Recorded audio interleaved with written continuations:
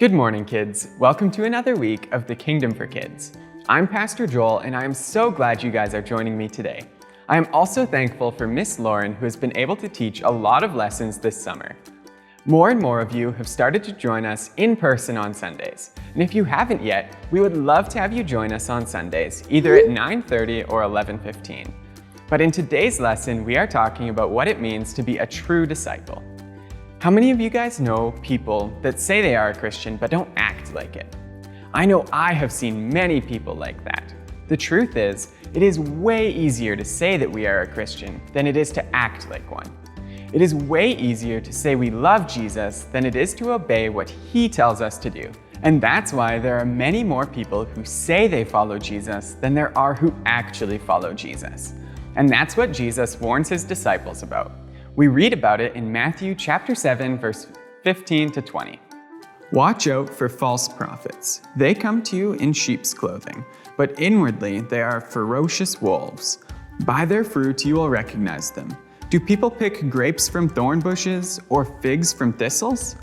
Likewise, every good tree bears good fruit, but a bad tree bears bad fruit. A good tree cannot bear bad fruit, and a bad tree cannot bear good fruit. Every tree that does not bear good fruit is cut down and thrown into the fire. Thus, by their fruit, you will recognize them. Jesus talks about false prophets. These are people who claim to be Christians, but they actually aren't. They are false. On the outside, it may seem like they are Christians. They seem to be good people, but inside they are mean and dangerous. It then says that there is a way to find the false prophets from the true disciples. Did you catch how we can tell them apart? We can tell them apart by their fruit. Does that mean that true disciples eat apples and bananas, but false prophets eat strawberries and watermelon? No, that's not it. By fruit, Jesus means our actions. Here, Jesus is comparing us to plants that make fruit. He says that a good tree is the tree that bears good fruit. A bad tree cannot make good fruit, which is how we can tell true disciples from false prophets. If we are true disciples, then we are doing good things because of God working in our lives. And others can see the fruit that comes from God working in our lives. It is by trusting in God that we become plants that bear good fruit, instead of just thorns and thistles trying to make fruit on their own strength. Let's go talk to Jimmy and Mr. Alfred.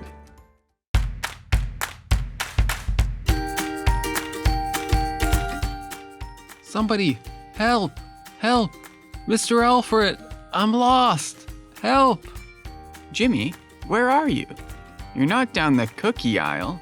Where else could you be? Over here, over here. In the vegetables? Why are you over there? My mom said I've had too many cookies and I need to eat something healthy.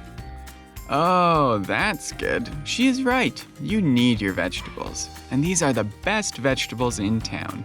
I grew them in my own garden. What? You grew these? There are so many kinds. What are these things? Wait, haven't I seen these in a TV show?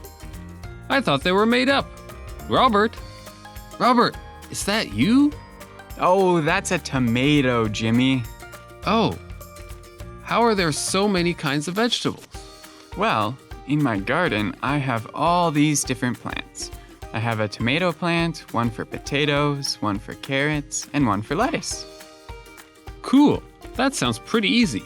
Well, it's not that simple. You need to water them, make sure they have enough sunshine, not to mention making sure that you have good plants that make good vegetables. Jesus talks about that in the Bible. He says that you can't have fruit coming from thorn bushes, which is why I need to weed my garden. Weeding doesn't sound very fun. It's not that fun, but those weeds aren't the plants that make the delicious vegetables. It's the good plants that make the good vegetables. Oh, I see. So you need a good plant to make good food. I think I remember that.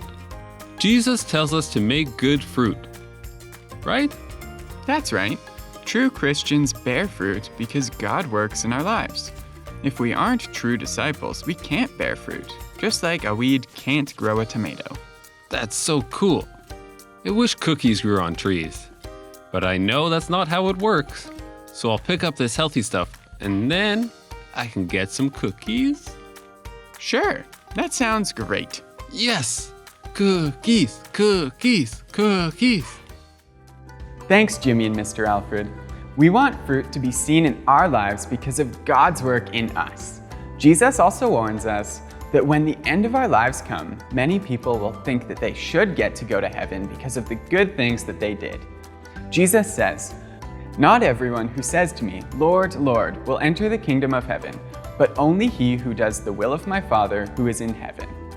Jesus is looking for us to be more than people who choose to do good things. Instead, he wants us to seek God's will. That means to do the things that God wants us to do. Those things are the good fruit that true disciples make. Instead of just trying to be good on our own, we need to rely on God to do good things in us by his strength and not our own. Trying to be good on our own, we can't make good fruit.